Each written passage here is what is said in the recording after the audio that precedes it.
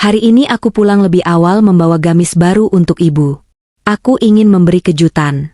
Aku masuk lewat pintu samping dengan sangat pelan. Di dapur, aku mendengar suara Siska berteriak. Aku mengintip dari balik lemari es. Siska sedang menyiram kaki ibu dengan air bekas pel. Dia tertawa sambil memaki ibu sebagai sampah bau yang numpang hidup. Aku gemetar hebat, tanganku mengepal. Tapi jantungku seolah berhenti saat melihat apa yang sedang Siska lakukan pada tas kerja milikku. Ternyata, dia diam-diam sedang.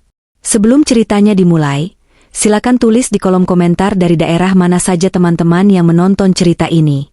Jangan lupa like dan subscribe agar channel ini bisa semakin berkembang dan bisa mempersembahkan cerita yang lebih menarik lagi. Aku menatap jendela taksi dengan perasaan campur aduk.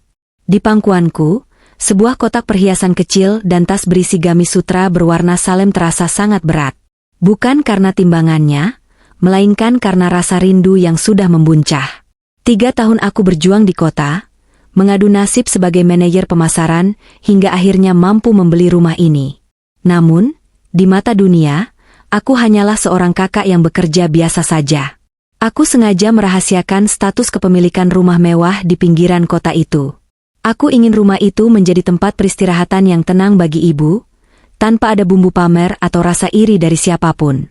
Aku hanya ingin ibu bahagia di masa tuanya, setelah puluhan tahun ia membanting tulang menghidupiku dan Dodi, adik laki-lakiku. Taksi berhenti tepat di depan pagar hitam yang kokoh. Aku melihat sebuah mobil SUV putih terparkir di halaman. Itu mobil yang aku cicil setiap bulan untuk kebutuhan transportasi keluarga. Terutama agar ibu bisa pergi ke pengajian atau sekadar jalan-jalan tanpa perlu kepanasan. Tapi aku tahu, mobil itu lebih sering dipakai oleh Siska, istri Dodi. Aku tersenyum tipis, berusaha membuang pikiran negatif. Aku melangkah turun, membawa barang-barangku dengan hati-hati. Aku tidak memencet bel, karena aku masih memegang kunci cadangan. Aku ingin memberikan kejutan kecil untuk ibu di sore yang tenang ini. Saat pintu samping terbuka, aroma minyak goreng yang tajam langsung menyambutku. Suasana rumah terasa sangat sunyi, namun ada denting piring yang beradu dengan kasar dari arah dapur. Aku melangkah perlahan, melewati ruang tengah yang penuh dengan barang-barang bermerek milik Siska yang berserakan. Hatiku mulai terasa sedikit tidak nyaman. Di mana ibu? Biasanya ibu duduk di teras sambil membaca buku atau menyiram tanaman kesayangannya. Aku terus melangkah menuju sumber suara di dapur. Langkahku terhenti di balik pilar ruang makan. Pemandangan di depanku seketika membuat dadaku sesak. Seperti ada tangan tak kasat mata yang meremas jantungku dengan sangat kuat. Ibu sedang berdiri di depan kompor yang panas. Wajahnya yang sudah mulai dihiasi kerutan tampak merah padam karena uap masakan. Keringat membasahi daster lamanya yang sudah sangat tipis dan pudar warnanya. Padahal, bulan lalu aku mengirimkan 5 pasang pakaian baru yang sangat nyaman untuknya. Ibu tampak kesulitan membalikan gorengan di penggorengan besar, tangannya sedikit gemetar. Tidak ada tawa, tidak ada senyum. Hanya ada wajah lelah yang dipaksakan untuk terus bekerja. Ibu tampak seperti seorang asing di rumah yang sebenarnya aku persembahkan untuknya. Aku ingin sekali lari dan memeluknya, namun sebuah suara tinggi dari arah ruang tamu menghentikan langkahku. Suara Siska. Dia sedang tertawa terbahak-bahak bersama teman-temannya. Suaranya terdengar sangat kontras dengan kesunyian dan keletihan yang dialami ibu di dapur. Dari kejauhan, aku mendengar Siska berteriak tanpa sedikit pun rasa hormat. Bu, mana minumannya? Teman-temanku sudah haus. Jangan lama-lama, nanti esnya cair. Ibu tersentak kaget mendengarnya, hampir saja sodet di tangannya terjatuh. Ia mengusap keringat di dahinya dengan ujung daster, lalu dengan langkah yang tampak berat, ia mulai menyusun gelas-gelas di atas baki. Aku membeku di tempatku berdiri. Air mata mulai menggenang di sudut mataku. Ternyata, selama aku tidak ada, ibu diperlakukan seperti ini di rumahnya sendiri. Inilah awal dari rasa sakit yang tak terbayangkan. Ibu yang sangat aku muliakan, ternyata hanya dianggap sebagai pelayan oleh menantunya sendiri. Aku menarik napas panjang, berusaha menahan amarah yang mulai membakar jiwa, sambil bertanya dalam hati. Sejauh mana Siska telah melampaui batasnya? Aku menarik napas panjang, mencoba menekan gemuruh di dada sebelum melangkah keluar dari balik pilar. Dengan langkah yang sengaja dibuat berat agar terdengar, Aku memasuki area dapur. Seketika itu juga, suasana tegang yang mencekam berubah drastis. Siska, yang sedetik lalu berteriak kasar pada ibu, menoleh dengan wajah yang mendadak pucat. Namun, hanya dalam hitungan detik, ia mampu mengubah ekspresi wajahnya. Sebuah senyum manis yang sangat palsu terukir di bibirnya. Topeng itu terpasang begitu sempurna, seolah teriakan kasar tadi hanyalah imajinasiku belaka. "Loh, Mbak Rahma, kapan sampainya? Kok tidak kasih kabar dulu kalau mau pulang sore ini?" tanya Siska dengan suara yang dibuat selembut mungkin. Ia menghampiriku dan berusaha mengambil tas yang kubawa, seolah-olah ia adalah adik ipar yang sangat perhatian. Aku tidak melepaskan tas itu. Mataku justru tertuju pada ibu. Ibu segera menunduk, tangannya yang masih memegang lap sibuk menyeka meja, seakan ingin menyembunyikan wajahnya yang sembab. Ibu tidak berani menatap mataku. Ada rasa malu yang sangat dalam terpancar dari bahunya yang merosot. Hatiku rasanya perih melihat ibu begitu ketakutan di rumah yang seharusnya menjadi tempat ia berkuasa. Baru saja, SIS. Pintu samping terbuka, jadi aku langsung masuk. Jawabku dengan nada sedatar mungkin. Aku berjalan mendekati ibu dan merangkul bahunya yang gemetar. "Ibu, istirahat saja ya. Biar Rahma yang lanjut goreng ini." Ibu mendongak perlahan, matanya berkaca-kaca, namun ia menggeleng kecil. "Gak apa-apa, enduk. Ibu sudah mau selesai kok. Siska lagi ada tamu, jadi ibu bantu sedikit," ucap ibu dengan suara parau. Kalimat, "bantu sedikit," itu bagaikan sembilu yang menyayat hatiku. Aku tahu itu adalah dusta demi menutupi kelakuan buruk menantunya. Ibu selalu saja ingin menjaga keharmonisan rumah tangga adiknya, bahkan jika harus mengorbankan harga dirinya sendiri. Siska segera menimpali dengan nada ceria yang memuakan. "Iya Mbak, tadi aku sudah larang ibu buat ke dapur, tapi ibu maksa terus. Katanya sayang kalau camilan buat tamu tidak hangat. Padahal aku sudah pesan lewat ojek online tadi." Aku menatap Siska tajam. Kebohongan yang keluar dari mulutnya begitu lancar, tanpa ada rasa bersalah sedikit pun. Padahal, aku melihat dengan mata kepalaku sendiri bagaimana ia membentak ibu agar cepat menyiapkan minuman. Aku menoleh ke meja pantry.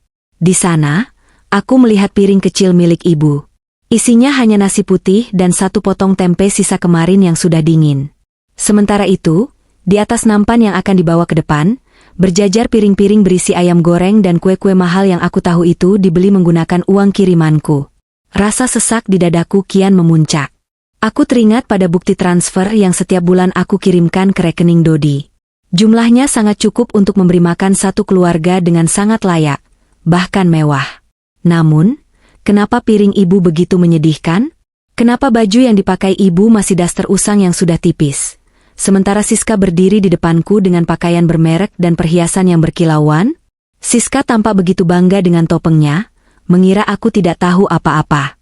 Ia kembali ke ruang tamu dengan langkah gemulai, meninggalkan aroma parfum mahal yang menusuk hidung, meninggalkan ibu yang kembali terdiam dalam keletihannya. Aku menyadari satu hal, ada sesuatu yang sangat tidak beres dengan keuangan di rumah ini. Rahasia besar tentang kemana perginya uang-uang itu mulai menghantui pikiranku. Setelah bayangan Siska menghilang di balik pintu menuju ruang tamu, aku segera menarik sebuah kursi kayu kecil ke dekat ibu.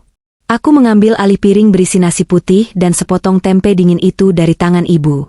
Rasanya ada sesuatu yang menyumbat tenggorokanku saat melihat butiran nasi yang sudah agak mengeras itu. Aku menatap mata ibu, mencoba mencari jawaban di balik tatapannya yang selalu berusaha tampak tegar. "Bu, kenapa ibu makan ini? Tadi Siska bawa banyak sekali makanan enak ke depan. Kenapa ibu tidak ikut makan bersama mereka?" tanyaku dengan suara yang sedikit bergetar. Ibu tersenyum tipis, sebuah senyum yang justru membuat hatiku semakin perih. Ia mengusap punggung tanganku dengan jemarinya yang kasar dan pecah-pecah, karena terlalu sering terkena deterjen dan air. "Gak apa-apa, enduk.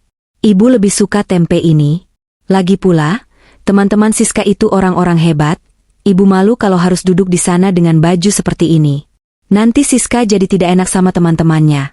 Jawab ibu sangat pelan, seolah takut suaranya akan menembus dinding dapur dan didengar oleh Siska. Jawaban itu benar-benar menghancurkan hatiku. Bagaimana bisa seorang ibu merasa malu di rumah yang aku beli khusus untuk kenyamanannya? Aku kemudian teringat sesuatu. Aku mengambil ponsel dari tas kerjaku, membuka aplikasi perbankan, dan menunjukkan catatan transaksi kepada ibu. Bu, setiap tanggal 1, Rahma selalu kirim 10 juta rupiah ke rekening Dodi. Aku bilang ke Dodi kalau uang itu khusus untuk keperluan ibu. Untuk beli makanan bergizi, beli baju baru, dan biaya kontrol kesehatan ibu ke dokter. Apa Dodi tidak memberitahu ibu? Mataku menatap layar ponsel yang menunjukkan status, berhasil, untuk transfer bulan ini. Angka itu bukan jumlah yang sedikit. Itu cukup untuk membuat ibu hidup sangat layak, tanpa harus menyentuh dapur jika ia tidak mau. Ibu tampak terkejut, matanya membelalak menatap deretan angka di layar ponselku. Ia terdiam cukup lama sebelum akhirnya menunduk dalam-dalam. Dodi bilang kalau perusahaan tempatmu bekerja sedang sulit, enduk. Dia bilang, uang yang kamu kirim hanya cukup untuk bayar cicilan rumah dan listrik saja. Makanya, ibu tidak pernah berani minta apa-apa. Ibu malah sering kasih uang pensiun ibu yang sedikit itu ke Siska. Karena Siska bilang mereka butuh uang untuk biaya perawatan mobil dan gaya hidup di kota agar Dodi tidak malu sama teman kantornya. Mendengar penjelasan ibu, badanku terasa lemas. Amarah yang sedari tadi aku tahan kini mulai bercampur dengan rasa sesak yang luar biasa. Jadi, selama ini Dodi dan Siska bekerja sama untuk membohongi ibu? Mereka memakan uang yang seharusnya menjadi hak ibu, sementara membiarkan ibu hidup dalam kekurangan dan rasa bersalah karena mengira aku sedang kesulitan finansial. Siska dengan teganya memamerkan kemewahan dari uang keringatku, sedangkan ibu yang melahirkan dan membesarkan kami justru dibiarkan kelaparan dan makan seadanya. Air mataku akhirnya luruh juga, membasahi tangan ibu yang masih menggenggam jemariku. Aku baru menyadari bahwa selama ini aku terlalu percaya pada adik kandungku sendiri. Aku mengira dengan mengirimkan uang melalui Dodi, semuanya akan beres. Aku tidak pernah menyangka bahwa kepercayaan itu justru menjadi senjata bagi Siska untuk menindas ibu. Di balik tawa ceria Siska di ruang tamu, ada air mata ibu yang tersembunyi di sudut dapur. Di balik baju-baju mahal yang ia pamerkan, ada daster usang ibu yang sudah hampir robek. Aku memeluk ibu dengan sangat erat, berjanji dalam hati bahwa kebohongan ini tidak boleh berlanjut lebih lama lagi. Rahasia transfer bulanan ini adalah kunci yang akan membuka semua kebusukan di rumah ini. Aku masih memegang erat tangan ibu yang gemetar setelah kebenaran tentang uang transfer itu terungkap. Amarah di dadaku rasanya ingin meledak saat itu juga. Aku ingin segera berdiri, melangkah ke ruang tamu, dan membongkar semua kebohongan Siska di depan teman-temannya. Namun, saat aku baru saja hendak beranjak, tangan ibu yang rapuh menahan lenganku. Ibu menggeleng pelan dengan mata yang sudah basah oleh air mata. Jangan, Rahma. Jangan sekarang, enduk. Ibu mohon, simpan dulu amarahmu, bisik ibu dengan suara yang sangat rendah, seolah takut angin pun akan membawa suaranya ke telinga Siska. Aku menatap ibu dengan tidak percaya. Tapi kenapa, Bu? Dia sudah membohongi kita semua. Dia memakan hak ibu, membiarkan ibu makan nasi sisa dan tempe dingin, sementara dia pamer kemewahan dengan uangku. Ini tidak benar, Bu. Air mataku jatuh tanpa bisa dibendung lagi. Aku merasa gagal menjadi anak. Aku bekerja keras di kota agar ibu bisa hidup seperti ratu. Tapi nyatanya aku justru memberi makan seorang parasit yang menindas ibu. Ibu hanya tersenyum sedih, sebuah senyum yang sangat menyayat hati. Ia menghapus air mataku dengan jempolnya yang kasar. Kalau kamu ribut sekarang, yang malu bukan cuma Siska, tapi Dodi juga. Ibu tidak mau rumah tangga adikmu hancur karena ibu. Biarlah ibu yang mengalah, asal mereka tetap rukun, ujar ibu dengan ketulusan yang luar biasa. Itulah ibu. Baginya, kebahagiaan anak-anaknya adalah segalanya, meskipun ia harus menelan duri setiap hari. Ibu lebih memilih perutnya lapar daripada melihat rumah tangga anaknya berantakan. Kesabaran ibu ini justru membuat hatiku semakin hancur. Kenapa orang sebaik ibu harus bertemu dengan menantu sekejam Siska? Aku mencoba mengajak ibu untuk pergi keluar sebentar. Ayo Bu, kita pergi makan di luar saja. Rahma belikan makanan yang paling enak. Ibu tidak perlu masak lagi hari ini. Namun, ibu kembali menggeleng. Ia melirik ke arah pintu dapur dengan tatapan cemas. Jangan, enduk. Siska bilang sore ini dapur harus tetap bersih dan rapi karena besok dia mau mengadakan acara arisan besar di sini. Kalau ibu pergi sekarang dan dapur belum beres, nanti Siska bisa marah besar. Ibu tidak mau suasana jadi panas lagi. Aku tertegun mendengar alasan itu. Bahkan untuk makan enak pun, ibu merasa takut. Rasa takut itu seolah sudah mendarah daging karena tekanan yang diberikan Siska setiap hari. Ibu lebih memilih duduk di pojok dapur, menghabiskan nasi dingin yang sudah mengeras itu, hanya agar tidak mengotori piring-piring cantik yang akan dipakai Siska besok. Aku melihat ibu menyuap nasi itu pelan-pelan, matanya menatap kosong ke lantai. Tidak ada keluhan yang keluar dari mulutnya, hanya helaan napas panjang yang sesekali terdengar. Pemandangan itu benar-benar mengunci lidahku. Aku menyadari bahwa kesabaran ibu bukan karena ia lemah, melainkan karena cintanya yang terlalu besar untuk kami. Namun, bagiku, ini adalah batas terakhir. Aku tidak bisa membiarkan malaikatku terus berjalan di atas bara api demi kebahagiaan orang-orang yang tidak tahu berterima kasih.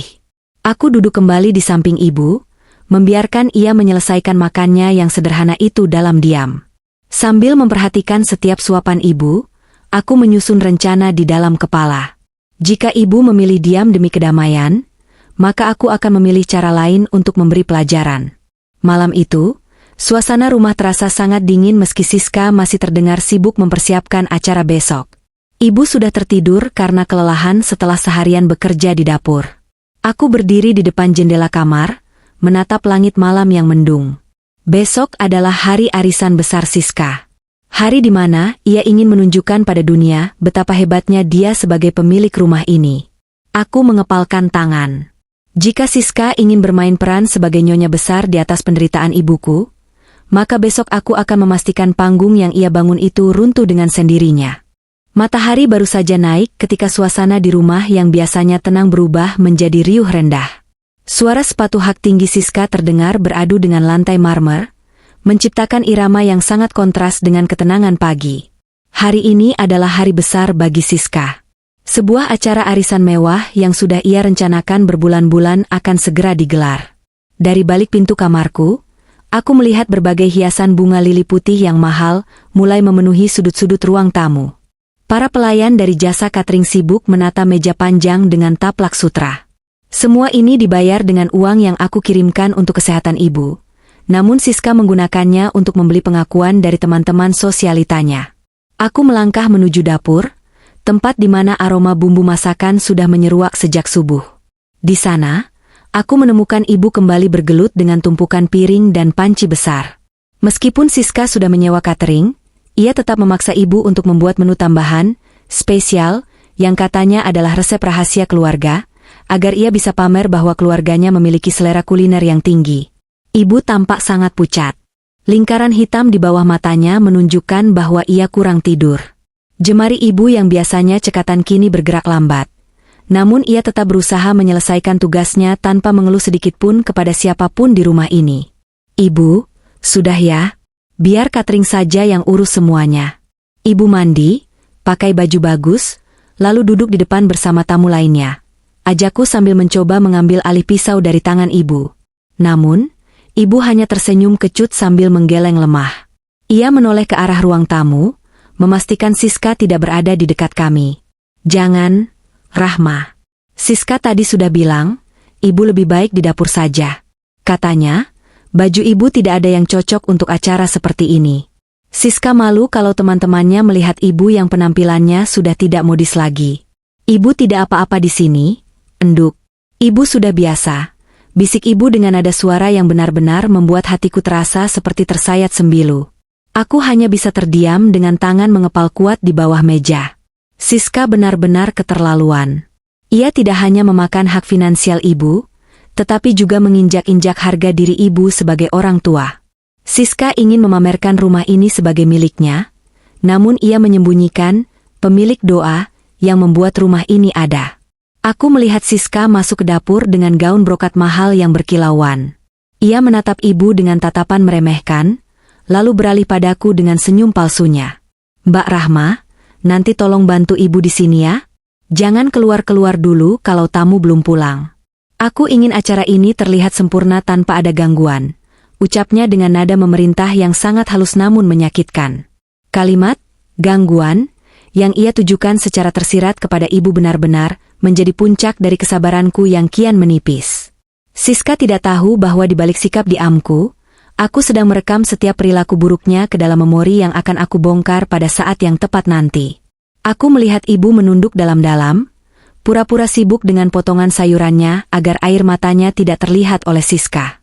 Siska kemudian berlalu begitu saja, sibuk menyambut tamu-tamu pertamanya yang mulai berdatangan dengan mobil-mobil mewah.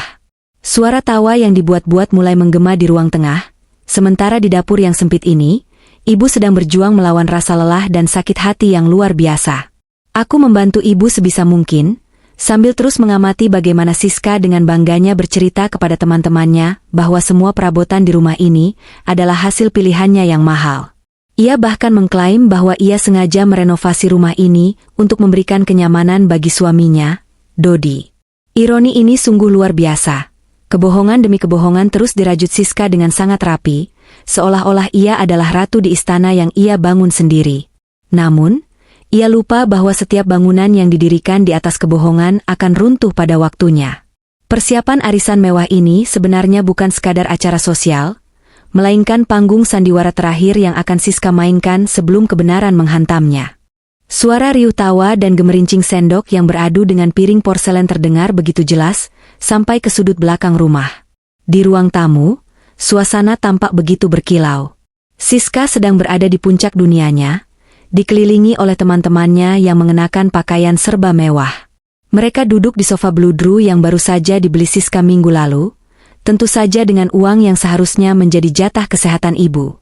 Aku berdiri di balik tirai pembatas, memperhatikan bagaimana Siska tertawa lebar sambil sesekali memamerkan cincin barunya. Namun, hatiku justru terasa sangat berat karena aku tahu ada sisi lain dari rumah ini yang sengaja ia sembunyikan dengan sangat rapi. Aku melangkah pelan menuju dapur, sebuah wilayah yang hari ini menjadi zona terlarang bagi penghuninya sendiri. Di sana, aku menemukan ibu sedang duduk di atas sebuah kursi kayu kecil tanpa sandaran di pojok ruangan. Lampu dapur sengaja tidak dinyalakan sepenuhnya oleh Siska, katanya agar tidak terlihat terang dari arah ruang tengah. Dalam keremangan itu, aku melihat ibu sedang memijat pergelangan kakinya yang tampak bengkak. Sejak pagi buta, ibu tidak berhenti bergerak untuk memastikan semua hidangan tambahan yang diminta Siska tersaji dengan sempurna. Wajahnya tampak sangat letih, namun matanya terus menatap pintu dapur dengan tatapan penuh kecemasan. "Ibu, kenapa duduk di sini? Ayo ke kamar saja, istirahat di atas kasur yang lebih empuk," bisikku sambil berlutut di hadapan ibu. Aku mengambil tangan ibu yang terasa dingin dan sedikit gemetar. Ibu menggeleng pelan, lalu menunjuk ke arah tumpukan piring kotor yang mulai menggunung di wastafel. Siska bilang, piring-piring itu harus segera dicuci supaya tidak menumpuk dan menimbulkan bau. Kalau ibu ke kamar sekarang, nanti Siska susah mencarinya kalau butuh sesuatu. Lagi pula, Siska tadi sudah wanti-wanti agar ibu jangan lewat ruang tengah dulu karena tamu-tamunya sedang asyik mengobrol. Jawab ibu dengan suara yang nyaris tak terdengar. Penjelasan ibu membuat dadaku terasa seperti dihantam godam besar. Siska benar-benar memperlakukan ibu seperti orang asing di rumahnya sendiri. Ia meminggirkan ibu seolah-olah ibu adalah aib yang bisa merusak reputasi sosialnya. Di ruang depan, Siska bercerita tentang kebersihan rumahnya, tentang betapa rapinya ia mengurus segala hal, sementara di dapur yang gelap ini, ibu sedang berjuang dengan rasa sakit di kakinya demi memenuhi tuntutan menantunya itu. Ibu bahkan tidak berani menggunakan kamar mandi utama, hanya karena Siska takut ibu akan meninggalkan aroma minyak di sana. Ibu diminta menggunakan kamar mandi kecil di dekat jemuran belakang yang airnya sering tersendat. Aku mengambil selembar kain dan mulai membantu ibu mencuci piring. Aku tidak tahan lagi melihat pemandangan ini. Ibu tidak perlu takut pada Siska. Ini rumah Rahma, dan ibu adalah pemilik doa paling besar di sini. Siska tidak punya hak untuk melarang ibu berjalan di rumah sendiri, ucapku dengan nada yang penuh penekanan. Ibu menatapku dengan mata yang berkaca-kaca, ia memegang pundakku dengan lembut. Sudahlah, Rahma. Ibu tidak mau ada keributan di hari arisannya. Siska sudah baik mau mengurus Dodi dan tinggal di sini. Ibu cuma ingin melihat kalian rukun. Biarlah ibu di sini saja, toh nanti kalau tamunya pulang, ibu bisa istirahat. Ketulusan ibu yang tak terbatas ini justru menjadi racun bagi hatiku. Siska memanfaatkan kasih sayang ibu untuk menjadikannya tameng dan pelayan tanpa upah. Aku melihat ke arah meja kecil di dekat ibu. Di sana hanya ada segelas air putih yang sudah tidak dingin lagi dan sepotong kecil kue sisa yang tidak sengaja terjatuh dari piring tamu. Ibu bahkan tidak berani mengambil makanan utama dari catering, karena Siska bilang jumlahnya sudah dihitung pas sesuai jumlah tamu. Rasa lapar dan lelah ibu seolah dianggap tidak ada oleh Siska. Inilah definisi dari kesedihan yang paling dalam, saat orang yang paling kita cintai dianggap tidak berharga di depan orang-orang yang sebenarnya hidup dari kebaikannya. Aku menyadari bahwa Siska bukan hanya ingin pamer kemewahan, tetapi ia ingin menghapus keberadaan ibu dari identitas rumah ini. Bagi Siska, ibu adalah pengingat akan asal-usulnya yang sederhana, dan ia ingin melupakan itu di depan teman-teman sosialitanya. Aku berdiri, menatap pintu dapur yang tertutup rapat, menghalangi suara tawa di luar dengan kesunyian di dalam. Aku berjanji dalam hati, babak ini harus segera berakhir. Ibu tidak boleh terus-menerus dipinggirkan. Jika Siska merasa cukup kuat untuk menyembunyikan ibu, maka ia harus bersiap saat aku menunjukkan pada dunia siapa sebenarnya yang berhak berdiri di atas rumah ini. Malam mulai turun, dan acara arisan itu tampaknya belum akan berakhir. Ibu sudah mulai terkantuk-kantuk di kursinya, namun ia tetap bersikeras untuk menunggu sampai tamu terakhir pergi. Aku duduk di lantai di samping kaki ibu, menjaganya dalam diam. Ketegangan ini terus merayap, seperti api dalam sekam yang menunggu angin untuk berkobar. Di balik tembok ini, kebohongan Siska masih berjaya, namun di dapur yang gelap ini, kebenaran sedang bersiap untuk menuntut keadilan. Babak penghinaan ini akan menjadi alasan terkuat bagiku untuk tidak lagi memberi ampun pada siapapun yang berani merendahkan malaikat tanpa sayapku ini. Suara gelak tawa dari ruang tamu perlahan mulai mereda, namun sisa-sisa aroma parfum mahal masih menggantung di udara rumah yang kini terasa asing bagiku. Aku masih berdiri di area dapur yang remang-remang, memandangi kotak bludru kecil di tanganku. Di dalamnya ada sebuah kalung emas dengan liontin permata kecil. Sebuah hasil dari jerih payahku bekerja lembur selama berbulan-bulan. Aku membelinya sebagai simbol terima kasih, karena ibu telah menjadi kekuatanku selama ini. Rencananya, aku ingin memakaikannya langsung di leher ibu sore ini, di depan semua orang, untuk menunjukkan siapa sebenarnya ratu di rumah ini. Namun, melihat kondisi ibu yang begitu rapuh dan ketakutan di pojok dapur, rencanaku terasa begitu berat untuk dijalankan sekarang. Rasa senang yang awalnya membuncah kini berubah menjadi gumpalan kesedihan yang menyesakkan dada. Aku mendekati ibu yang sedang berusaha berdiri untuk merapikan kembali sisa-sisa bahan makanan yang tidak terpakai. "Ibu, duduk dulu sebentar. Rahma punya sesuatu untuk ibu," bisikku sambil menarik tangan ibu dengan lembut. Aku membuka kotak merah itu di bawah cahaya lampu dapur yang temaram. Kilauan emasnya tampak begitu kontras dengan kulit tangan ibu yang kasar dan menghitam karena sering terkena panas kompor. Ibu menatap perhiasan itu dengan mata membelalak. Namun alih-alih merasa senang, ibu justru tampak panik. Ia segera menutup kotak itu kembali dengan tangannya yang gemetar, seolah-olah perhiasan itu adalah barang terlarang yang bisa membahayakan nyawanya. Ketakutan di wajah ibu adalah pemandangan paling menyakitkan yang pernah aku saksikan seumur hidupku. "Simpan, Rahma. Simpan perhiasan ini, enduk. Jangan sampai Siska lihat," ucap ibu dengan suara yang sangat cemas. Air mata ibu mulai mengalir kembali, membasahi pipinya yang cekung dan pucat. "Kenapa, Bu? Ini hak ibu. Rahma beli ini pakai uang halal untuk ibu," tanyaku dengan perasaan yang kian hancur berkeping-keping. Ibu menggeleng cepat, matanya terus melirik ke arah pintu dapur dengan waspada. Siska pernah bilang kalau perhiasan seperti ini hanya pantas dipakai oleh orang yang punya kedudukan. Dia bilang kalau ibu pakai barang mewah, nanti orang-orang akan mengira kita hasilkan uang dengan cara tidak benar. Ibu tidak mau kamu difitnah.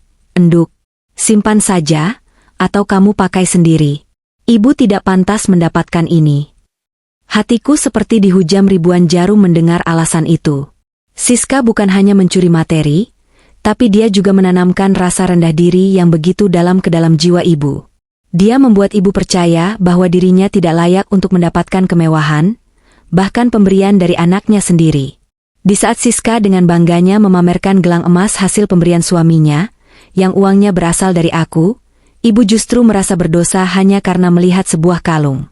Ketidakadilan ini benar-benar membuat napas asmatku terasa sesak. Aku memeluk ibu erat-erat, mencoba menyalurkan keberanian yang tersisa di dalam diriku. Aku berjanji dalam hati bahwa harga diri ibu tidak boleh terus-menerus diinjak-injak seperti ini.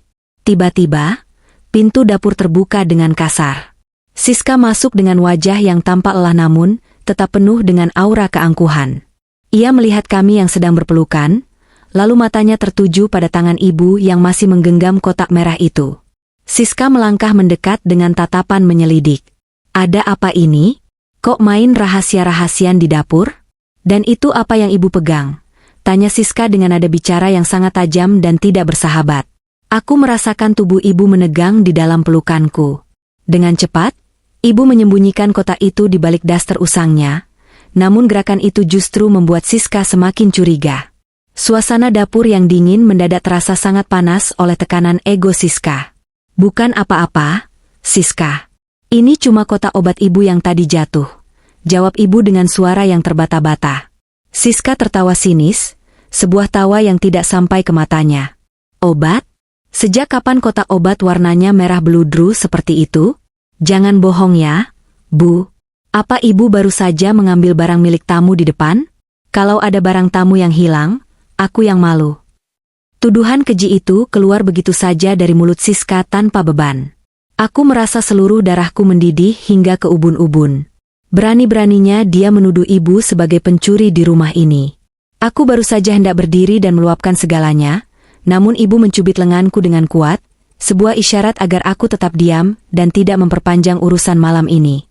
Siska kemudian beralih menatapku dengan tatapan merendahkan. Mbak Rahma, tolong ya jangan terlalu memanjakan ibu dengan barang-barang aneh. Di sini kita harus menjaga image. Teman-temanku itu orang terpandang. Kalau mereka lihat ibu memegang barang yang tidak jelas asalnya, nanti mereka pikir rumah ini tidak aman. Siska kemudian berjalan ke arah wastafel, melihat ada satu piring catering yang belum bersih sempurna. Tanpa rasa iba, ia menyiramkan sisa air minum di gelasnya ke lantai dapur yang baru saja dipel oleh ibu hingga bersih. Masih kotor ini, Bu. Pel lagi ya sebelum aku tidur. Aku tidak suka rumah bau amis. Setelah berkata demikian, Siska berlalu pergi tanpa menoleh sedikitpun, meninggalkan ibu yang hanya bisa tertunduk lesu. Aku melihat ibu mulai membungkuk kembali, mengambil kain pel yang sudah kumal untuk membersihkan lantai yang sengaja dikotori Siska. Kejutan yang aku siapkan untuk ibu hari ini, terpaksa tertunda oleh keangkuhan seorang manusia yang tidak punya hati. Aku berdiri di sana, menatap punggung ibu yang semakin bungkuk, dan menyadari satu hal. Kesabaran ibu sudah berada di titik nadir, dan aku tidak bisa lagi menjadi penonton dalam penderitaannya sendiri. Kotak merah di tangan ibu adalah simbol dari semua rasa sakit ini. Siska pikir dia sudah menang hari ini, tapi dia tidak tahu bahwa tindakannya baru saja menyalakan sumbu ledakan yang tidak akan bisa dia padamkan. Babak penghinaan ini akan segera berganti menjadi babak pembalasan yang sangat nyata. Rasa perih di hatiku kini berubah menjadi ketenangan yang menakutkan. Aku akan membiarkan Siska menikmati kemenangan kecilnya malam ini. Aku akan membiarkan dia merasa bahwa dia adalah penguasa mutlak di rumah ini dengan segala kesombongannya. Namun, esok hari adalah hari di mana semuanya akan berubah secara total. Aku akan memastikan bahwa setiap tetes air mata ibu dan setiap hinaan yang keluar dari mulut Siska akan terbayar dengan harga yang sangat mahal. Di tengah kesunyian dapur yang kembali mencekam, aku hanya bisa berbisik dalam hati, berjanji pada langit bahwa ibu akan mendapatkan kembali mahkotanya, dan parasit itu akan menyadari betapa kecilnya dirinya tanpa kebaikanku selama ini. Panggung sandiwara Siska sudah mencapai babak akhir. Sisa-sisa kemeriahan acara arisan kemarin masih terasa di setiap sudut ruang tamu. Aroma parfum mahal yang bercampur dengan bau makanan yang mulai mual kini memenuhi udara, menciptakan suasana yang sangat tidak nyaman bagi siapapun yang menciumnya. Matahari pagi sudah mulai meninggi, menembus celah-celah gorden sutra yang sengaja dipasang Siska untuk menunjukkan kelas sosialnya. Namun, di balik kemewahan itu, rumah ini menyimpan luka yang semakin menganga. Aku melangkah keluar dari kamar dan langsung menuju dapur. Di sana, aku melihat pemandangan yang membuat dadaku kembali sesak. Ibu sudah bangun sejak subuh. mencoba merapikan sisa-sisa peralatan makan kristal yang sangat mahal, yang kemarin digunakan oleh Siska untuk menjamu teman-temannya. Wajah ibu tampak jauh lebih pucat dibandingkan kemarin sore. Lingkaran hitam di bawah matanya menunjukkan betapa kurangnya istirahat yang ia dapatkan. Tangannya yang mulai keriput terlihat gemetar saat memegang spons pencuci piring. Aku bisa melihat perban kecil melingkar di jari telunjuknya, mungkin luka akibat riris pisau saat menyiapkan hidangan tambahan kemarin. Ibu mencoba tersenyum saat melihatku masuk, namun senyum itu tidak mampu menutupi rasa sakit yang terpancar dari matanya. Ibu, biar Rahma yang lanjut. Ibu duduk dulu, sarapan bubur yang Rahma beli tadi, bisikku sambil mencoba mengambil piring dari tangan ibu. Namun, ibu tetap bersikeras. Gak apa-apa, enduk. Sedikit lagi selesai. Siska bilang piring ini harus masuk lemari sebelum dia bangun. Dia tidak suka melihat dapur berantakan, jawab ibu lirih. Ketakutan ibu pada Siska seolah sudah menjadi bayang-bayang yang tidak pernah lepas.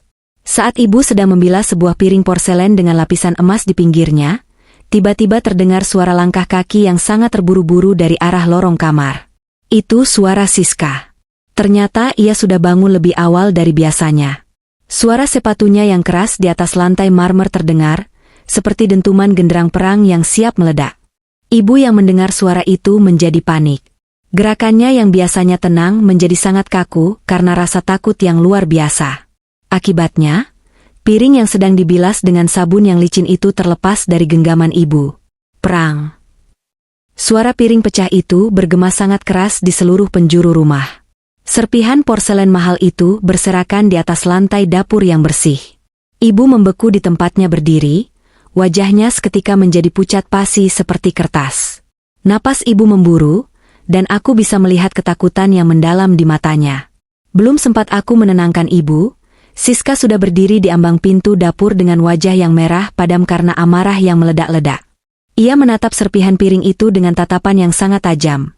Seolah-olah yang pecah itu bukanlah benda mati, melainkan sesuatu yang sangat berharga dalam hidupnya. Ibu, apa lagi yang ibu lakukan? Teriak Siska dengan suara melengking yang memekakan telinga.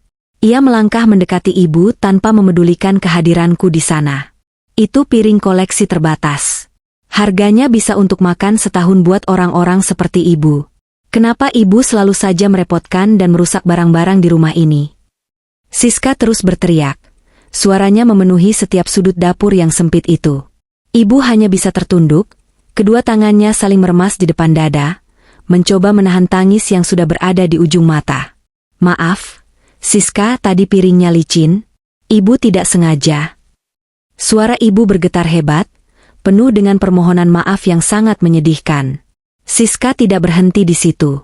Ia tertawa sinis sambil menunjuk-nunjuk wajah ibu dengan jarinya yang dipenuhi perhiasan. Maaf? Kata maaf tidak bisa membeli piring itu kembali. Ibu ini benar-benar tidak tahu diri. Sudah dikasih tumpangan di rumah mewah begini, bukannya membantu dengan benar, malah jadi perusak. Memang benar kata orang, barang bagus kalau dipegang tangan yang salah pasti jadi sampah. Kalimat itu sangat tajam, menusuk langsung ke jantung siapapun yang mendengarnya. Aku melihat air mata ibu akhirnya luruh, jatuh membasahi daster usangnya yang penuh dengan noda sabun. Ibu tidak membalas sepatah kata pun. Ia hanya diam, menerima setiap caci maki itu dengan penuh kepasrahan yang menghancurkan hatiku. Aku ingin sekali maju dan membungkam mulut Siska saat itu juga. Namun, aku menyadari bahwa ini adalah saat di mana topeng Siska akan benar-benar terbuka di depan orang lain. Tiba-tiba, dari arah ruang tamu, terdengar suara beberapa teman Siska yang rupanya menginap setelah acara arisan kemarin. Mereka datang menuju dapur karena mendengar suara pecahan dan teriakan Siska. Siska, yang menyadari kehadiran teman-temannya, bukannya merasa malu, justru semakin menjadi-jadi. Ia ingin menunjukkan otoritasnya di depan mereka. Dengan nada bicara yang semakin merendahkan, ia menatap teman-temannya lalu menunjuk ke arah ibu. Lihat ini, teman-teman. Inilah sebabnya aku selalu pusing kalau ada dia di rumah. Barang-barang mahal koleksiku habis dirusak sama dia. Ini dia sampah bau yang numpang hidup. Gak tahu diri sama sekali. Bukannya berterima kasih sudah diajak tinggal di rumah mewah begini, malah bikin susah terus. Ucap Siska dengan lantang di depan tamu-tamunya. Teman-teman Siska hanya bisa terdiam kaget. Beberapa dari mereka menatap ibu dengan pandangan yang merendahkan, sementara yang lain tampak merasa tidak nyaman. Kata-kata, "sampah bau," itu benar-benar menjadi titik balik bagiku. Siska sudah melewati batas yang paling sakral. Ia telah menghina ibu di depan orang lain dengan kata-kata yang paling tidak manusiawi. Ibu menutup wajahnya dengan kedua tangan, tangisnya pecah namun tanpa suara. Tubuhnya yang kecil tampak semakin ringkih di bawah tatapan mata yang menghakimi itu. Aku melangkah mendekati ibu, merangkulnya dengan sangat erat, mencoba memberikan kekuatan yang aku punya. Aku menatap Siska dengan tatapan yang sangat dingin, tatapan yang belum pernah aku tunjukkan sebelumnya. Siska tampak sedikit terkejut melihat reaksiku, namun kesombongannya masih jauh lebih besar daripada rasa takutnya. Ia tidak menyadari bahwa kalimat yang baru saja ia ucapkan adalah kalimat terakhir yang akan ia sesali seumur hidupnya. Suasana dapur mendadak menjadi sangat sunyi, hanya terdengar isak tangis ibu yang tertahan. Aku menarik napas panjang, mencoba menahan gejolak di dadaku yang ingin meledak. Aku berbisik di telinga ibu, "Sabar ya, Bu. Cukup sampai di sini penderitaan ibu." Aku menoleh ke arah Siska dan teman-temannya yang masih berdiri di sana dengan wajah penuh keangkuhan. Aku tidak akan membalas dengan teriakan, aku akan membalas dengan kenyataan yang akan meruntuhkan seluruh dunia Siska dalam sekejap.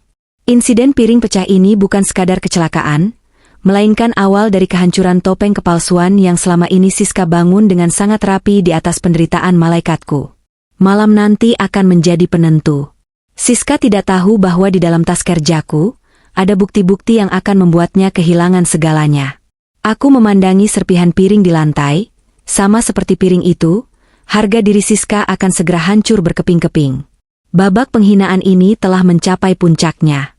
Kesabaran ibu yang selama ini dianggap kelemahan oleh Siska akan segera berubah menjadi senjata yang mematikan bagi keangkuhannya. Aku menuntun ibu keluar dari dapur, melewati Siska dan teman-temannya tanpa mengucapkan sepatah kata pun. Karena aku tahu, kata-kata tidak akan lagi cukup untuk menyelesaikan semua perbuatan keji ini. Kalimat itu seolah membeku di udara, berputar-putar di kepalaku seperti pisau yang terus-menerus mengiris jantungku. Sampah bau yang numpang hidup. Begitu ringannya Siska mengucapkan kata-kata itu di depan teman-temannya.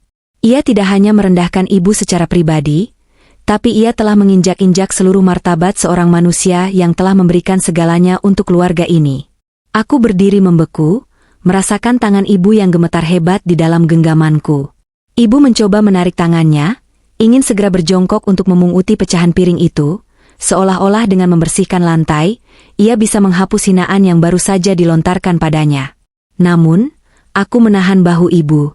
Aku tidak akan membiarkan ibu merangkak lagi di bawah kaki wanita yang tidak tahu berterima kasih ini. Siska masih berdiri di sana dengan angkuh, tangannya bersedekap di dada, sementara teman-temannya mulai berbisik-bisik di belakangnya. "Duh, yes, kalau aku jadi kamu sih sudah aku suruh pergi saja. Bikin kotor rumah dan malu-maluin," bisik salah seorang temannya yang mengenakan tas bermerek, yang aku tahu harganya tidak sebanding dengan 1 kali biaya kontrol kesehatan ibu ke dokter spesialis. Siska tertawa kecil, suara tawa yang terdengar sangat merdu namun mengandung racun yang mematikan. "Ya begitulah nasibku, Jeng. Harus sabar menghadapi orang yang tidak sadar diri kalau cuma menumpang. Sudah dikasih kamar, dikasih makan, malah merusak barang mahal," sahut Siska tanpa rasa malu sedikit pun.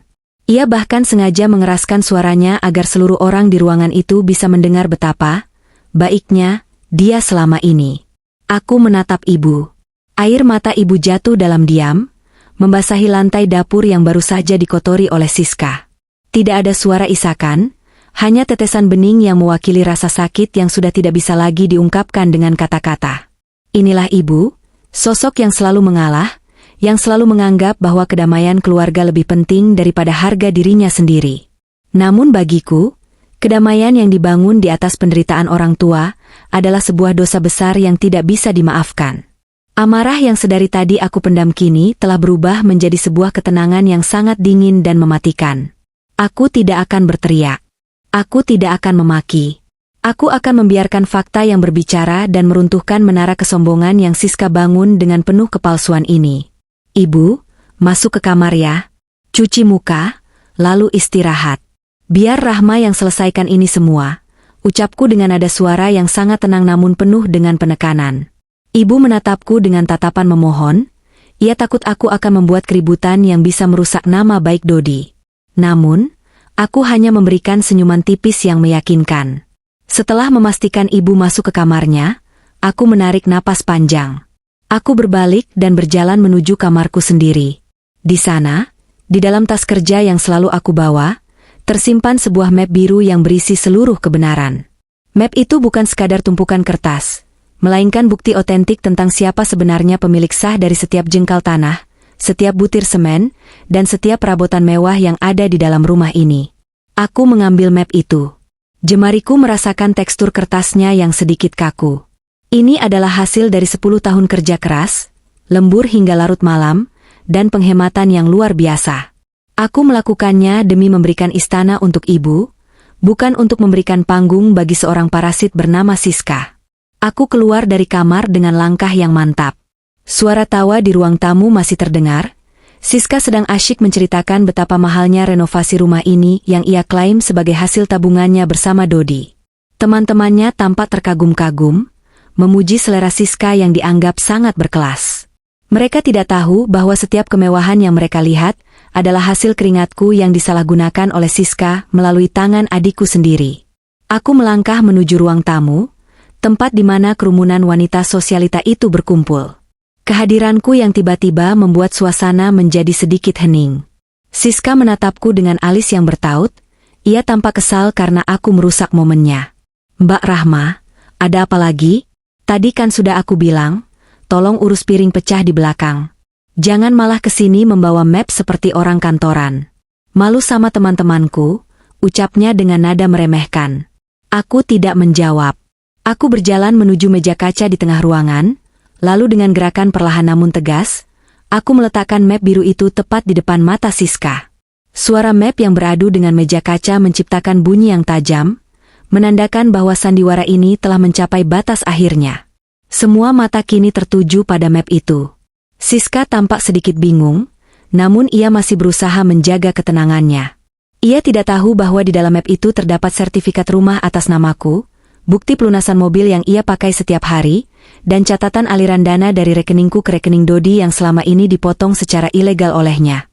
Inilah saat yang aku tunggu-tunggu. Saat di mana semua penghinaan, semua air mata ibu, dan semua kepalsuan yang Siska bangun akan aku bayar lunas dengan satu gerakan. Aku menatap mata Siska dengan dalam, memberikan isyarat bahwa dunianya akan segera runtuh dalam hitungan detik. Babak penghinaan telah usai, dan sekarang adalah babak di mana kebenaran akan menuntut keadilannya sendiri, dengan cara yang paling menyakitkan bagi seorang yang sombong. Aku melihat tangan Siska mulai terulur untuk mengambil map tersebut. Wajahnya yang penuh dengan makeup tebal itu tampak sedikit tegang, mungkin ia mulai merasakan ada sesuatu yang salah. Teman-temannya ikut mendekat, penasaran dengan apa yang ada di dalam map yang aku bawa dengan penuh keyakinan ini. Dalam hati aku berbisik, bahwa hari ini bukan hanya tentang piring yang pecah, tapi tentang pecahnya semua topeng kepalsuan yang selama ini menutupi kebusukan hati seseorang. Aku siap untuk membuka suara, siap untuk mengembalikan mahkota ibu yang telah diinjak-injak, dan siap untuk menyapu bersih sampah yang sebenarnya dari rumah ini. Kebenaran yang selama ini tertunda kini telah berdiri tepat di hadapan mereka semua, tanpa ada lagi celah untuk melarikan diri dari kenyataan pahit. Siska mematung di tengah ruangan yang masih dipenuhi aroma kemewahan palsu. Ia menatap map biru di hadapannya dengan tatapan yang sulit diartikan. Teman-temannya, yang tadi begitu riuh memuji, kini mendadak diam 1000 bahasa. Mereka seolah mencium aroma badai yang akan segera datang. Dengan tangan yang sedikit gemetar, Siska akhirnya meraih map itu.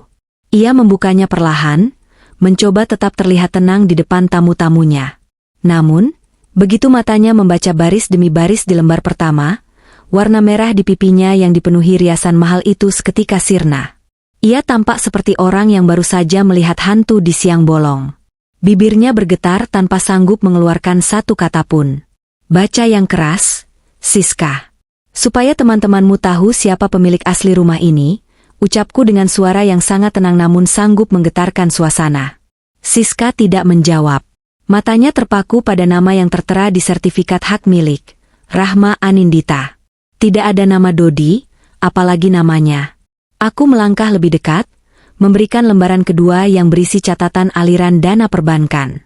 Ini adalah bukti transfer 10 juta rupiah yang aku kirim setiap bulan untuk kebutuhan ibu. Tapi di sini tercatat, sebagian besar uang itu dialihkan ke rekening pribadi kamu untuk cicilan barang-barang mewah ini. Sementara ibu, kamu biarkan makan nasi sisa di dapur yang gelap. Suara bisik-bisik di belakang Siska mulai terdengar seperti sengatan lebah. Teman-temannya, yang tadinya mengagumi gaya hidup Siska, kini menatapnya dengan pandangan penuh penghinaan. Jadi selama ini dia cuma penumpang, bisik salah satu dari mereka. Wah, tegas sekali ya, uang untuk mertua malah dipakai buat pamer. Siska merasa dunia di bawah kakinya seolah runtuh. Ia mencoba mencari pembelaan, namun bukti di tangannya terlalu nyata untuk dibantah. Ia menatapku dengan mata yang mulai berkaca-kaca, bukan karena menyesal, melainkan karena malu yang teramat sangat. Topeng kesombongan yang ia bangun selama bertahun-tahun kini hancur berkeping-keping di lantai rumah yang bukan miliknya. Aku menoleh ke arah ibu yang berdiri di ambang pintu dapur, masih dengan daster usangnya. Air mata ibu mengalir. Namun kali ini bukan karena sedih, melainkan karena beban rahasia yang ia simpan sendiri selama ini akhirnya terangkat. Aku kembali menatap Siska. Kamu bilang ibu adalah sampah bau yang numpang hidup? Sekarang lihat dirimu sendiri di cermin. Siapa yang sebenarnya menumpang? Siapa yang sebenarnya tidak tahu diri? Siska jatuh terduduk di sofa bludru mahalnya, menutup wajahnya dengan kedua tangan.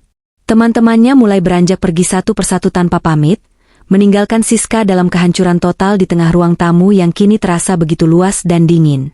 Kebenaran ini bukan hanya menghantam Siska, tapi juga menjadi pengingat bahwa keadilan akan selalu menemukan jalannya. Aku memeluk ibu dengan erat, membiarkan Siska tenggelam dalam rasa malunya sendiri. Panggung sandiwara ini telah runtuh. Namun, ini barulah awal dari konsekuensi yang sesungguhnya. Aku tahu Dodi akan segera pulang, dan ia harus memilih antara membela kebenaran atau terus tenggelam dalam kebohongan istrinya. Suasana rumah yang tadinya penuh dengan kepalsuan kini menyisakan keheningan yang menyesakkan hati, menunggu babak baru yang lebih berat bagi mereka yang telah menyakiti hati seorang ibu. Suara deru mesin mobil di halaman rumah mengakhiri keheningan yang mencekam di ruang tamu. Dodi melangkah masuk dengan wajah yang tampak lelah setelah seharian bekerja, namun langkahnya seketika terhenti tepat di ambang pintu. Matanya menatap nanar ke arah Siska yang masih bersimpu di lantai dengan wajah sembab dan riasan yang luntur terkena air mata. Di meja kaca, map biru itu masih terbuka lebar, memamerkan kebenaran yang baru saja meruntuhkan martabat istrinya. Dodi menatapku, lalu beralih pada ibu yang masih gemetar di sampingku. Ia tampak bingung, tak mengerti mengapa suasana rumahnya yang biasanya penuh tawa kepalsuan, mendadak berubah menjadi medan pertempuran emosi yang begitu hebat. Mbak Rahma, ada apa ini? Siska, kenapa kamu menangis di lantai? Tanya Dodi dengan suara yang bergetar karena rasa cemas yang mulai merayapi hatinya. Aku tidak menjawab dengan kata-kata kasar. Aku hanya menunjuk ke arah catatan rekening yang ada di dalam map itu. Dodi, selama ini aku mengirimkan uang untuk ibu lewat kamu karena aku percaya kamu adalah adik yang berbakti. Tapi lihat ini, kemana perginya uang-uang itu? Kenapa ibu dibiarkan makan nasi sisa sementara istrimu pamer tas mewah? Dodi mengambil kertas itu, membacanya dengan cepat, dan seketika wajahnya berubah menjadi pucat pasi. Ia menoleh ke arah Siska, menuntut penjelasan yang masuk akal, namun Siska hanya bisa terisak tanpa berani menatap mata suaminya. Kebohongan yang mereka bangun bersama, atau mungkin yang Siska bangun dengan memanfaatkan keluguan Dodi, kini telah mencapai titik nadir. Dodi tertunduk lesu, ia baru menyadari bahwa selama ini ia telah menjadi alat bagi istrinya untuk menindas ibu kandungnya sendiri secara halus. Mbak, maafkan aku benar-benar tidak tahu kalau Siska melakukan itu pada ibu, ucap Dodi lirih. Suaranya hampir hilang ditelan kesedihan yang mendalam. Namun, maaf saja tidak lagi cukup untuk menghapus bekas luka di hati ibu. Aku menarik napas panjang, menatap adikku dengan rasa kecewa yang mendalam. Dodi, kasih sayang tidak bisa dibayar dengan kata maaf. Kamu punya dua pilihan sekarang. Kamu bisa ikut istrimu keluar dari rumah ini sekarang juga, atau kamu tetap di sini sebagai anak ibu, tapi tanpa ada lagi fasilitas dariku. Rumah ini milikku, mobil itu milikku, dan kenyamanan ini adalah hak ibu yang kalian curi selama ini. Siska tersentak mendengar kalimatku. Ia mencoba meraih kaki Dodi, memohon agar suaminya membela dia, namun Dodi melepaskan tangan Siska dengan perlahan. Ada guncangan hebat di mata Dodi, antara cinta pada istri dan bakti pada orang tua. Ibu yang sedari tadi diam, akhirnya membuka suara. Sudahlah, Rahma, jangan usir mereka, bisik ibu sambil memegang lenganku erat. Ketulusan ibu justru membuat Dodi semakin hancur. Ia jatuh berlutut di depan kaki ibu, menangis sejadi-jadinya seperti anak kecil yang baru tersadar dari kesalahan besar. Ia mencium tangan ibu yang kasar, tangan yang selama ini ia biarkan bekerja keras sementara ia menikmati kenyamanan palsu. Siska melihat pemandangan itu dengan tatapan hampa. Ia menyadari bahwa kekuasaannya telah berakhir. Semua kemewahan yang ia sombongkan di depan teman-temannya kini lenyap, seperti debu yang tertiup angin kencang. Penyesalan yang datang terlambat ini terasa begitu dingin dan menyesakan, meninggalkan rasa hampa yang tak akan pernah bisa terisi kembali dengan harta benda manapun di dunia ini. Keheningan kembali menguasai ruangan, namun kali ini penuh dengan rasa malu yang mendalam. Siska mulai berdiri dengan langkah gontai, ia tahu tidak ada lagi tempat baginya di rumah ini, selama hatinya masih dipenuhi kesombongan. Dodi masih bersimpu di kaki ibu, meratapi setiap detik yang ia sia-siakan tanpa memedulikan penderitaan malaikat tanpa sayapnya. Malam ini, rumah ini akan menyaksikan sebuah perpisahan yang diperlukan agar kesucian hati kembali bertahta. Aku menatap mereka berdua, menyadari bahwa luka ini mungkin butuh waktu lama untuk sembuh. Namun, satu hal yang pasti, ibu tidak akan pernah lagi dipanggil sampah bau di rumahnya sendiri. Kini, saatnya menyusun sisa-sisa hati yang patah untuk menyambut hari esok yang lebih terang tanpa bayang-bayang parasit. Kebenaran telah menang di atas segalanya dengan cara yang paling menyakitkan bagi mereka yang hilaf dalam keserakahan duniawi. Hari ini adalah awal kedamaian kami. Matahari pagi itu masuk menembus jendela ruang tamu dengan cara yang sangat berbeda. Cahayanya tidak lagi terasa panas dan menyilaukan, melainkan terasa begitu hangat dan membasuh sisa-sisa kesedihan yang sempat membeku di atas lantai marmer ini. Di halaman depan rumah, sebuah mobil bak terbuka kecil sudah terparkir rapi sejak subuh tadi. Dodi dan Siska sedang sibuk mengangkut beberapa barang pribadi mereka yang masih tersisa. Tidak ada lagi koper-koper mewah yang penuh dengan barang bermerek yang baru dibeli menggunakan uang kirimanku. Aku hanya mengizinkan mereka membawa pakaian serta barang yang memang benar-benar milik mereka sendiri. Siska tampak sangat layu. Wajahnya yang biasa penuh dengan riasan tebal kini pucat pasi, dan dipenuhi bekas air mata yang mulai mengering.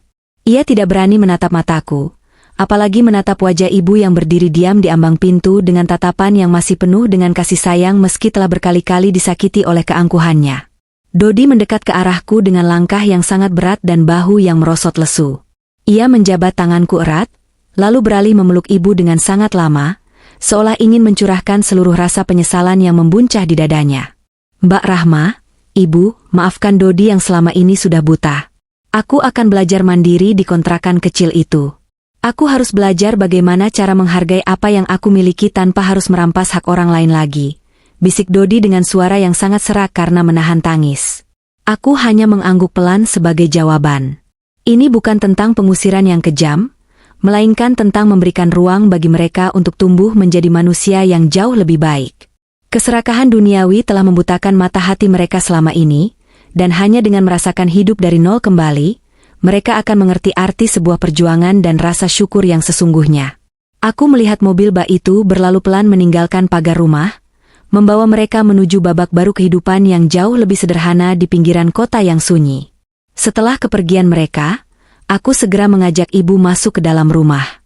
Aku memanggil beberapa petugas kebersihan untuk membersihkan seluruh penjuru rumah, terutama area dapur yang selama ini menjadi tempat ibu terpinggirkan dalam kesendirian. Aku ingin menghapus setiap aroma kepedihan dan sisa-sisa energi negatif yang ditinggalkan oleh kesombongan Siska yang menyesakan. Aku membawa ibu ke kamar utama, kamar yang selama ini digunakan oleh Siska dengan segala kemewahan yang ia curi. Mulai sekarang, ini adalah kamar ibu. Ibu tidak boleh lagi tidur di kamar kecil yang pengap di belakang. Ibu adalah ratu di rumah ini, dan kamar terbaik ini adalah hak milik ibu sepenuhnya. Ucapku sambil menuntun ibu duduk di atas kasur yang sangat empuk dan wangi. Ibu sempat menolak karena merasa tidak enak hati, namun aku memegang tangannya dengan penuh keyakinan dan cinta yang tulus. Lalu, aku mengambil kembali kotak merah bludru yang sempat ditolak ibu di dapur waktu itu. Aku membukanya perlahan, memperlihatkan sebuah kalung emas dengan liontin permata yang berkilau sangat indah di bawah sinar lampu. Kali ini, tidak ada lagi ketakutan atau kecemasan yang terpancar di mata ibu. Aku memasangkan kalung itu di leher ibu dengan sangat hati-hati, seolah sedang meletakkan sebuah mahkota kehormatan yang sempat hilang. Ibu sangat cantik hari ini. Perhiasan ini sebenarnya tidak ada apa-apanya jika dibandingkan dengan doa-doa tulus ibu yang selama ini menjagaku di kota. Bisikku lembut di telinga ibu. Air mata kebahagiaan akhirnya mengalir deras di pipi ibu yang sudah mulai keriput. Ia memelukku dengan sangat erat. Sebuah pelukan yang penuh dengan kedamaian yang sudah sangat lama hilang dari rumah ini. Tidak ada lagi suara bentakan yang kasar, tidak ada lagi aroma minyak yang dianggap hina, yang ada hanyalah kasih sayang yang bertahta dengan indah. Kini, setiap sore aku bisa melihat ibu duduk tenang di teras depan, sambil menikmati teh hangat dan camilan sehat yang aku siapkan sendiri. Ibu tidak lagi harus menyembunyikan wajahnya dari tamu yang datang, karena siapapun yang menginjakan kaki di rumah ini, sekarang harus menghormati ibu sebagai pemilik kehormatan yang paling tinggi. Aku menyadari bahwa kesuksesan besar yang aku raih selama ini bukan semata-mata karena kecerdasanku dalam bekerja, melainkan karena restu dan doa ibu yang selalu mengalir tanpa henti di setiap sujudnya. Kebahagiaan sejati bukanlah tentang pamer kemewahan di depan dunia, melainkan tentang melihat senyum tulus di wajah orang tua yang telah mengorbankan segalanya untuk kita. Rumah ini akhirnya benar-benar menjadi sebuah rumah yang utuh, tempat di mana cinta dan bakti bertahta dengan indah di bawah langit yang kini terasa sangat cerah dan damai selamanya. Keadilan telah ditegakkan, dan malaikatku kini telah kembali mendapatkan singgasananya yang paling mulia.